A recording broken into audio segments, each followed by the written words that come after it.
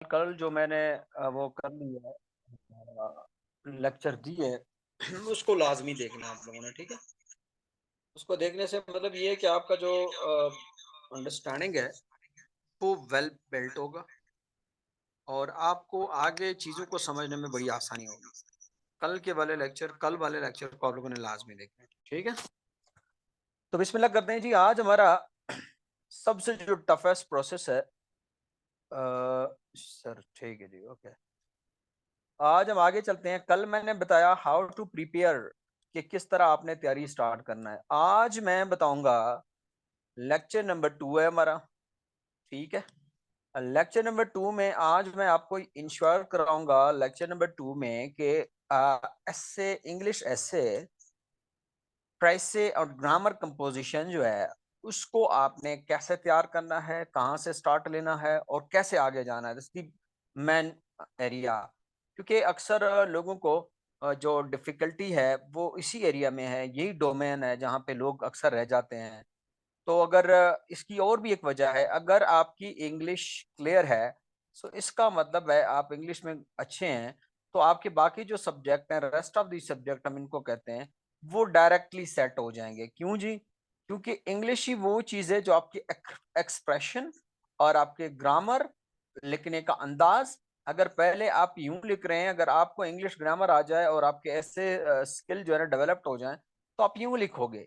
सो इसका मतलब है कि इंग्लिश एसे, प्रेसे और कंपोजिशन जो है वो बड़ा अहम डोमेन है। अगर आप इसको सीख लें तो कुछ काम आपके जो है ना फिर हो सकते हैं। तो इसके लिए आज मैं तरीका बता रहा हूँ कि how to start and where to start और कैसे स्टार्ट करना है, कब स्टार्ट लेना है। सबसे पहले तो क्राइटेरिया ये है कि लोग अक्सर एक चीज को मिस अंडरस्टैंडिंग की वजह से गलत तैयारी करना स्टार्ट कर लेते हैं। क्योंकि हमारे इंग्लिश की जो सीएसएस में है वो है 100 मार्क्स ऐसे के और 100 मार्क्स जो है ना इसके प्रेसे एंड कंपोजिशन के हैं। तो इसके अलावा जो पीसीएस है, पीसीएस में इन दोनों को मिला के एक करके तहसीलदार भी है, ये इसको 100 मार्क्स दिए। तो लोग ऐसे करते हैं कि तैयारी स्टार्ट करते हैं किससे जी? या तो वो 25 नंबर की तरफ भागते हैं, या वो 30 नंबर की तरफ भागते हैं, और या वो 100 नंबर की तरफ भागते हैं। लेकिन एक्चुअली इस तरह नहीं है। तो लोग डायरेक्ट आकर पढ़ते हैं कि मैंने प्रेस से पढ़ना है, मैंने ऐसे सीखना है। लोग आकर यही पढ़ते हैं। वो ये समझते हैं कि ऐसे और प्रेसे अगर हमारी क्लियर हो जाए तो इसका मतलब है कि बाकी जो तमाम क्राइटेरिया हमारा वो डायरेक्टली क्लियर हो जाएगा। अच्छा जी, उसमें गलती क्या है? वो गलती ये कर जाते हैं कि आपकी इंग्लिश ऐसे और कंपोजिशन प्रेस से तब तक नहीं बन सकता जब तक आप पॉइंट ए से स्टार्ट ना करें, स्टेप ए से स्टार्ट ना करें। क्यों जी? आपको पता है कि प्रेस से और ऐसे ऐसे कहाँ कैसे लिखते हैं जी? आपके सेंटेंस बिल्डिंग सेंटेंस की कलेक्शन है। सबसे पहले तो सेंटेंस आपको आना चाहिए, फिर आपको जो है ना सेंटेंस की स्ट्रक्चर आना चाहिए, फिर आपको पैराग्राफ राइटिंग आना चाहिए, फिर आप पैराग्राफ की कलेक्शन ऐसे कहलाता है, ऐसे आपका सही होगा। तो प्रेसे आपका क्या है? प्रेसे कहते हैं समराइज को, लेकिन जब तक आपको कंप्रीहेंशन और आपकी जो रीडिंग स्किल है वो बिल्ड ना हो, तो आप ये नहीं पढ़ सकते, नहीं कर सकते। तो हम 0 पॉइंट से स्टार्ट कर रहे हैं। हम कहाँ से स्टार्ट करेंगे जी? ए पॉइंट से। इंग्लिश को मजबूत बनाने के लिए, इस पेपर को हल करने के लिए कुछ तरीके हैं, कुछ टैक्टिक्स हैं। सबसे पहला जो हम पढ़ाते हैं, जो मैं पढ़ाता हूँ, मेरा असूल ये है कि स्टेप नंबर 1 से आपने स्टार्ट करना है। स्टेप नंबर 1 से। स्टेप नंबर 1 क्या होगा जी? सबसे पहले आपने एक चीज पे नजर डालना है, वो है पेयर ऑफ वर्ड्स। इसके 10 मार्क्स हैं। तो सबसे पहले आप इस चीज को क्या करोगे जी? कवर करोगे। इसे कैसे कवर करोगे? मैं सोर्स बता दूंगा। इससे आपकी वोकैब भी बन जाएगी, वर्ड बिल्डिंग भी हो जाएगा, सेंटेंस लिखना भी सीख लोगे, बहुत सारी चीजें आपके पास आ जाएंगे, नॉलेज आ जाएगी। तो ये ऑलमोस्ट 500 पेयर्स हैं। 500 पेयर्स। तो ये ऑलमोस्ट जो है वो 1000 वर्ड्स हैं। ठीक है। ऐसे का तो आपको पता नहीं है कि कहाँ से आएगा, पैसे का तो आपको पता नहीं है कहाँ से आएगा, लेकिन ये जो 10 मार्क्स है ये आपके सॉलिड मार्क्स। ठीक है। पेयर वर्ड्स जो है ना, ये आपके सॉलिड मार्क्स है। ये क्या चीज होते हैं, कैसे होते हैं, इनका तरीका मैं बता रहा हूँ, सोर्स ऑफ रीडिंग बता रहा हूँ, फिर आपने जो है इस पे अमल करना है और मैं करवा भी लूंगा ये तमाम चीजें आपको, ठीक है। ये नहीं है कि मैंने जो है ना इनको छोड़ना है, नहीं, ये मैं कंप्लीट कराऊंगा। दैट्स ये मेरा सबसे बड़ा काम यही होगा। अभी हाउ टू लर्न द पेरा वर्ड्स, सबसे पहले हमने ये सीखना है कि पेरा वर्ड्स को हम कैसे सीख सकते हैं जी। पेरा वर्ड्स क्या हैं जी? पेरा वर्ड्स ये हैं the word with the same pronunciation, pronunciation इसका सही होता है, सेम होता है, but different in meaning, meaning इनके डिफरेंट होते हैं। तो बड़ा एक लॉजिकल पॉइंट है जी। पेरा वर्ड्स में सपोज कैसे याद करना है जी? ये देखो, ये है एक्सेस, ये वर्ड भी है एक्सेस, दो वर्ड है, लेकिन एक बात आप सोच लें कि ये ए वाला है, ये ई वाला है। अभी आपने कैसे लिखना है वहां पे आ जाए, सबसे पहले आप ट्रैक करोगे मीनिंग को, what is the meaning of access. इस एक्सेस के मैनी है अप्रोच, रसाई या पहुंच। अप्रोच जो ए वाला है, आप अपने जहन में रख लोगे। दूसरी बात ये, इसको सेंटेंस में यूज करना है। How to use in sentence? He does not have access to CM, यानी कि उसकी कोई भी पहुंच नहीं है सीएम तक, कोई भी रसाई नहीं है। वो झूठ बोलता था कि I have access to the CM, मेरा मेरा सीएम तक पहुंच है, उसकी कोई पहुंच नहीं है। कोई पहुंच नहीं है कहां तक जी? सीएम तक। दूसरी जो है वो है एक्सेस, ये ई वाला एक्सेस है। इसके मीनिंग क्या है जी? Meaning of the excess is surplus. क्या चीज है जी? सरप्लस। सरप्लस के मीनिंग क्या बन रहा है जी? ज्यादती, यानी कि ज्यादा होना, अबूर कर जाना, क्रॉस कर जाना, लिमिट से बढ़ जाना, to cross the limit, to cross the limit. आपने मीनिंग लिखा अच्छी खूबसूरती से, उसके बाद आपने यूज किया शॉर्टेस्ट सेंटेंस में यूज किया इसको। कैसे जी? An excess of price is not good, कि कीमतों का बढ़ना अच्छा नहीं है, ठीक है। The excess of an excess of price is not good, कीमतों का बढ़ना या इनका बढ़ना क्या चीज है जी? अच्छी बात नहीं है, नॉट गुड, ठीक है। तो अभी आपको समझ आ गया, जो ए वाला एक्सेस है आपको कभी भी नहीं बोलेगा। आप ऐसे करें कि जो पहला वाला वर्ड है उसको वो आपको ऐसे देगा जी, एक्सेस एंड एक्सेस। तो आपको ये बात क्लियर होना चाहिए कि पहले ए वाला का मीनिंग आपको पता होना चाहिए, फिर ई वाला। ए के मीनिंग है जी क्या? अप्रोच। ई के मीनिंग है क्या जी? सरप्लस, यानी कि ज्यादा होना, किसी चीज का हद से बढ़ जाना। एक और एग्जांपल दे रहा हूं जी, बाकी वर्ड्स जो है ना मैं सोर्स भी बता दूंगा कहां से आपने पढ़ने हैं, और मेरे नोट्स भी हैं, फिर इस पे भी आप पढ़ सकते हैं, इससे भी आप पढ़ सकते हैं। सेकंड हमारा जो है वो है alter. Second word is alter. अभी अल्टर के क्या मायने हैं? अल्टर भी दो हैं जी, ALTER अल्टर, जिसके दरमियान में ए है।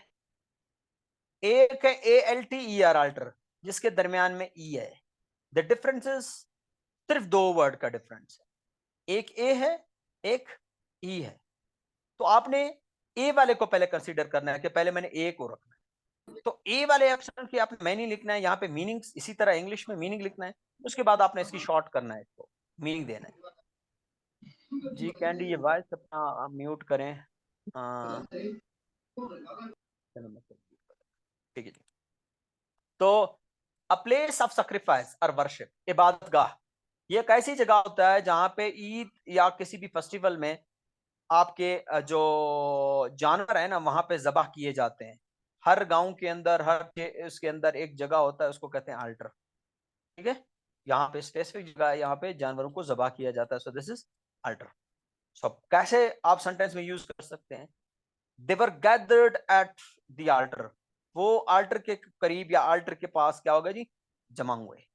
सेकंड जिसमें ई है, the alter mean the change, to bring change, उसकी मीनिंग है चेंज। आपने सेम टू सेम इसकी एक लफ्ज में मीनिंग लिखना है, सेकंड आपने सेंटेंस में देना है।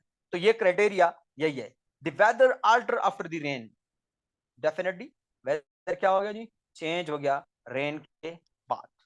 तो बेटा ये पहला स्टेप है to start the preparation for the English, to prepare yourself for the English. First step to know about the pair of words. आपने पेयर ऑफ वर्ड्स को सबसे पहले स्टार्ट करना है।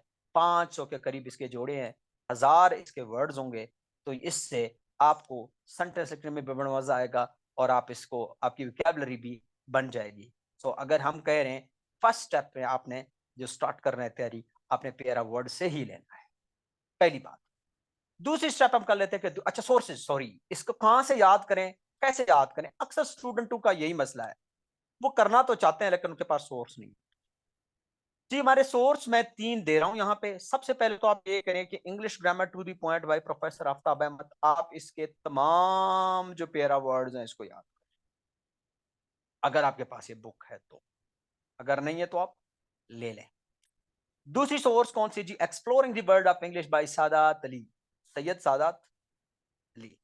सादात अली की बुक को आप ले लें। इससे आप तमाम जो चीजें हैं वो याद कर सकते हैं वेरी वेल। तीसरी, English grammar notes by wisdom academy, wisdom hub academy, ये हमारे अकेडमी के नोट्स हैं जी। इसका जो चैप्टर होगा पेयर ऑफ वर्ड्स की, आप उसको जो है ना रीड आउट कर लें और उनको प्रैक्टिस करना स्टार्ट कर दें। ये आपके लिए अहम होगा। इन तीनों में से किसी भी एक को आप पढ़ लें। मैं आपको ये नहीं कह रहा हूं have to read the wisdom hub academy notes, नहीं, मैं कह रहा हूं कि इनमें से जो भी आप पढ़ लेंगे आपके लिए बड़ा जबरदस्त होगा। जो भी पढ़ लें, कोई इशू नहीं, ठीक है।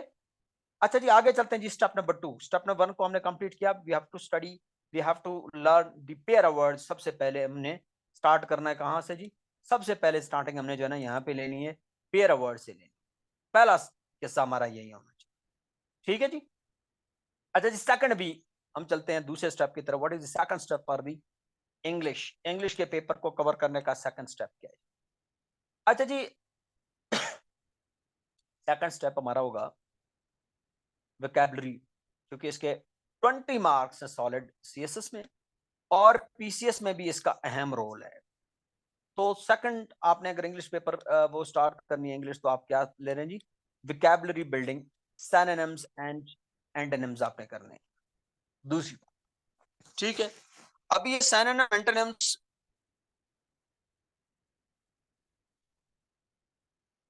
एक मिनट बेटा, मुझे यहाँ पे कोई स्टूडेंट वो कर रहा है।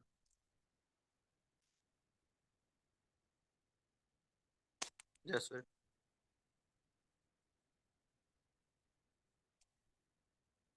यहाँ पे कोई कह रहा है कि मैं कनेक्ट नहीं हो पा रहा, मैं इसको जरा पिक्चर भेज दूं कि class sir undergoing, please join us.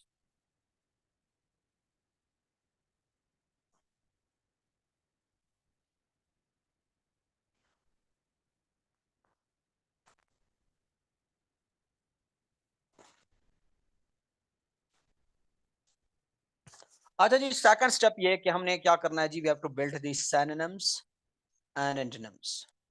हमने ये बिल्ड करना है, ठीक है जी। ये कर, तो पहला हमने स्टार्ट करना है कैसे जी? हमने वर्ड्स को लेना है। जैसे मैंने वर्ड दिया अबेट। अबेट ग्रामर में एक वर्ब है, इसकी ग्रामेटिकल पोजीशन भी हमें आना चाहिए कि वर्ब है। इसके सिनोनिम्स कौन से हैं जी? इसके सिनोनिम है, जैसे मैंने डिमिनिश लिखा हुआ है और मैंने डिक्रीज लिखा हुआ है। तो मैं अगर जान लूं, मैं उर्दू में मैं करना कि कम करना मीन्स दैट कम होना, असर को कम करना। सो आपने क्या करना है जी? ये सेकंड स्टेप आपकी इंप्रूवमेंट का क्या होगा जी?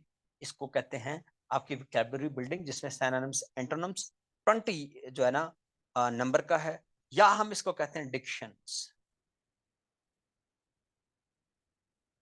डिक्शन, डिक्शन का क्या है जी? सपोज आप पहले लिख रहे हो लव्स क्लियर, अभी आज के बाद आपने क्लियर के लिए अल्टर ढूंढने हैं। जैसे मैंने पहले पढ़ाया अल्टर, अल्टर से क्या मतलब है जी? इसके डिक्शन आपने ढूंढने हैं कि यूज करना है। तो आप डिक्शनरी को उठाओगे, आज का तो डिजिटल डिक्शनरी है।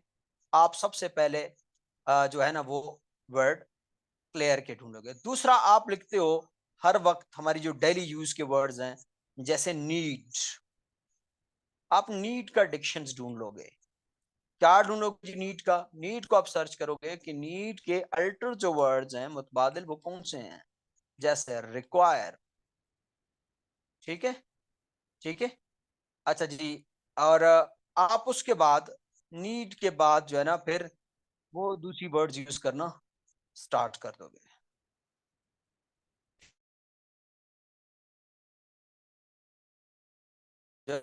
स्टेप क्या क्या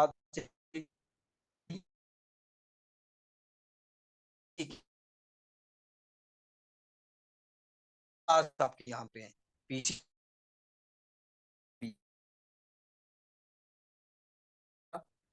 जो बैठ गया तो मुझे जितने words थे, बहुत हो गया। जस्ट वेट करें जरा,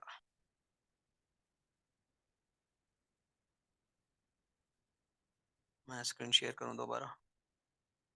जी बस क्लियर है।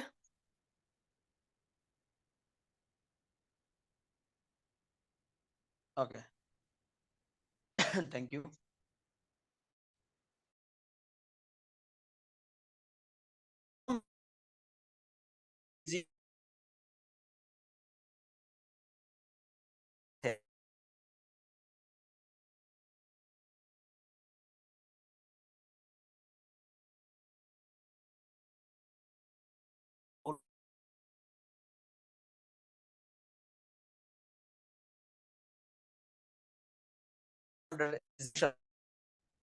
चले रिकनेक्ट हो गया जी।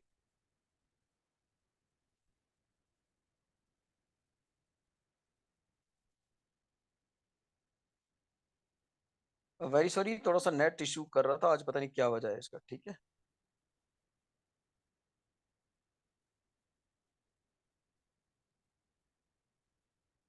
हाँ जी, वाइज है, स्क्रीन क्लियर है।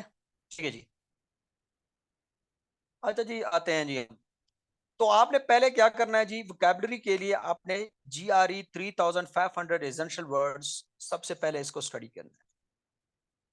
ठीक है, इसके स्टडी अगर आप नहीं कर सकते हो तो हमारे एकेडमी के जो नोट्स हैं, इसको कहते हैं 750 एसेंशियल हाई फ्रीक्वेंसी वर्ड्स। आप इनको स्टडी कर लें, आपकी जो वोकैबुलरी है एज पर रिक्वायर्ड वो इंशाल्लाह हो जाएगा। क्योंकि इन वर्ड से हर दफा 15 वर्ड CSS दे देता है। PCS में भी यही वर्ड हैं।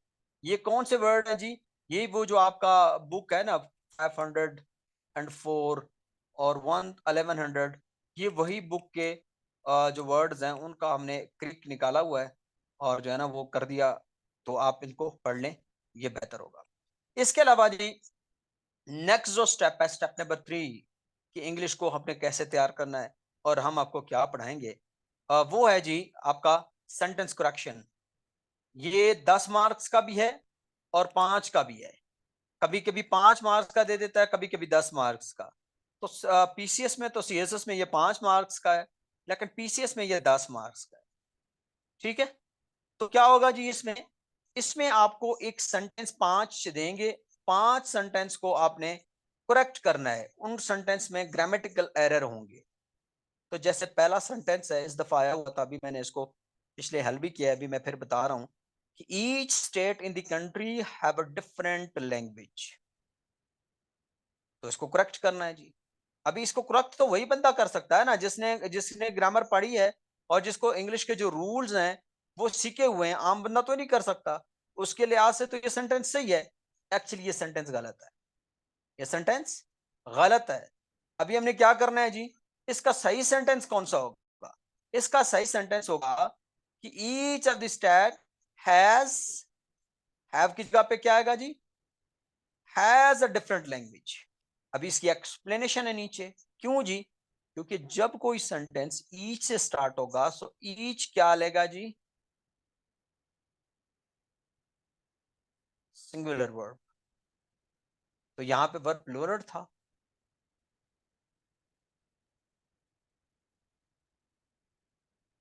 तो इसमें सॉरी, ये ईच आ रहा है ना, तो ईच जो है ना क्या लेगा जी, हैज नहीं लेगा, हैव नहीं लेगा, हैज लेगा।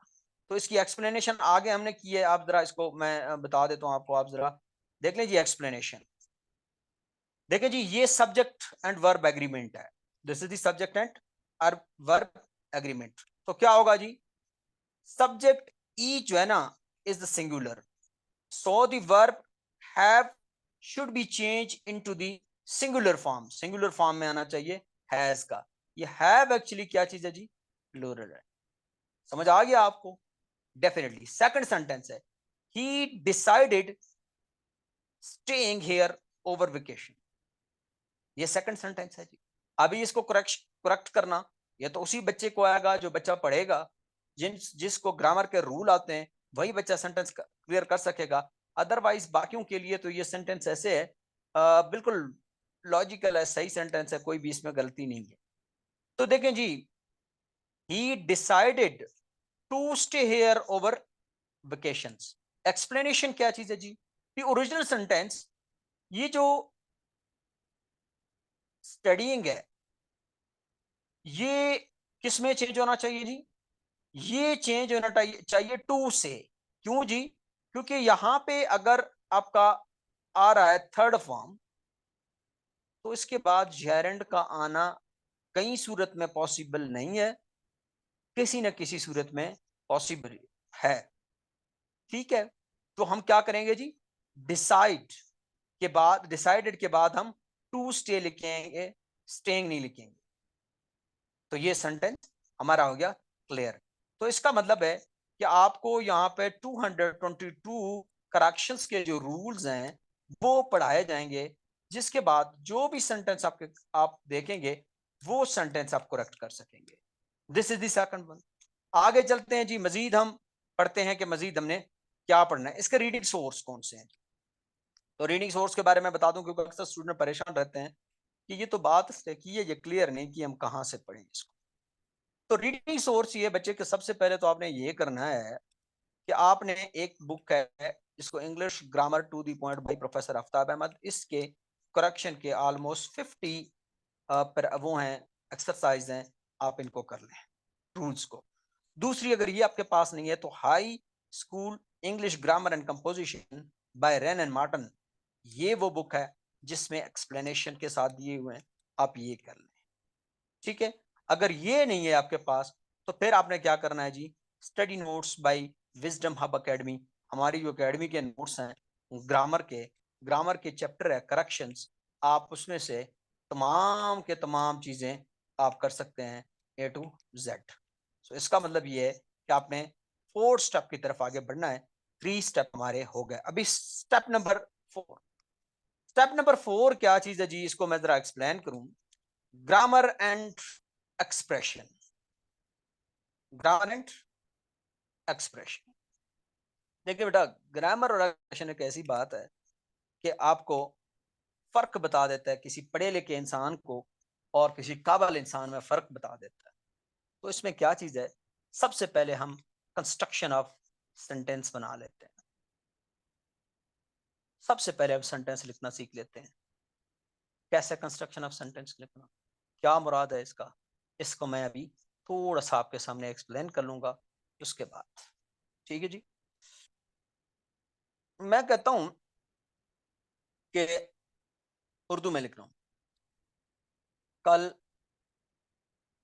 एक लड़की, अच्छा दोबारा मैं लिख रहा हूँ यहाँ पे, पता नहीं क्या, चले मैं इसको खत्म करके यहाँ पे लिखूंगा नीचे, फिर आपको पता चले। मैं कहता हूँ कि कल एक लड़की लड़की मारी गई, या कल एक लड़की को मार दिया गया। काइंडली आप इसको ट्रांसलेट कर सकते हैं इंग्लिश में, कोई इनबॉक्स कर लें, इस सेंटेंस को ट्रांसलेट कर लें कि कल एक लड़की को मार दिया गया, कोई ट्रांसलेट कर लें इसको प्लीज। इनबॉक्स में मुझे भेजें, कोई इसको ट्रांसलेट कर सकता है? ये कोई बता सकता है कि कल एक लड़की को मार दिया गया या लड़की मार दी गई? काइंडली आप जरा दे दें, अगर कोई, मैं चैट बॉक्स को देख रहा हूँ, अगर कोई सेंड कर सकता है तो सेंड कर लें लिख के, कर लें ट्रांसलेट कर लें इसको, कल एक लड़की मारी गई, कोई भी लिख लें।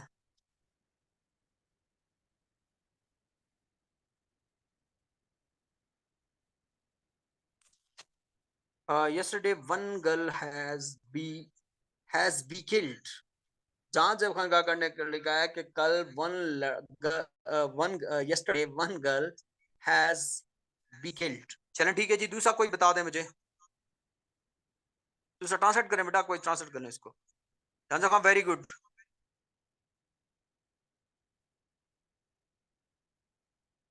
कर लें।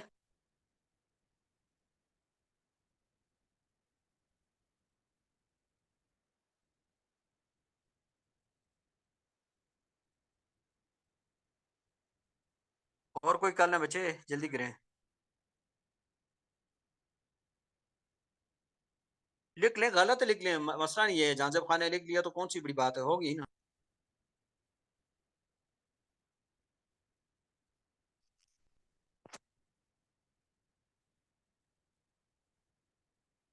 चलें जी, मैं इसका ट्रांसलेट कर लेता हूँ। गुड, जहां जब आपने वेल ट्राइड, आपने अच्छा किया, लेकिन इसके ट्रांसलेशन दो तरीके से हो सकता है। एक तो आप यही तरीके से कर सकते हो, yesterday a girl was killed.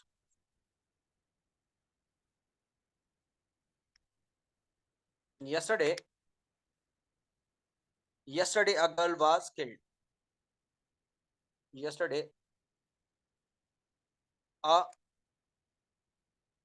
Girl was killed, सबसे पहले, ठीक है। लेकिन इससे आप अच्छा एक्सप्रेशन ला सकते हो। कैसे लाओगे जी? जब आपको पंचुएशन आप सीख लोगे ग्रामर के। मैं ये सेंटेंस में एक्सप्रेशन ऐसे लाऊंगा, yesterday yesterday comma a girl was killed.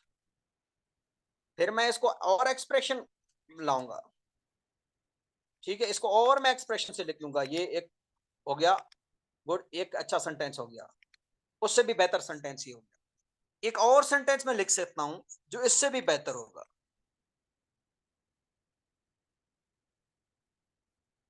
Yesterday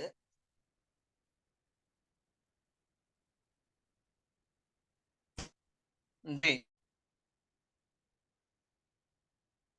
yesterday sorry day comma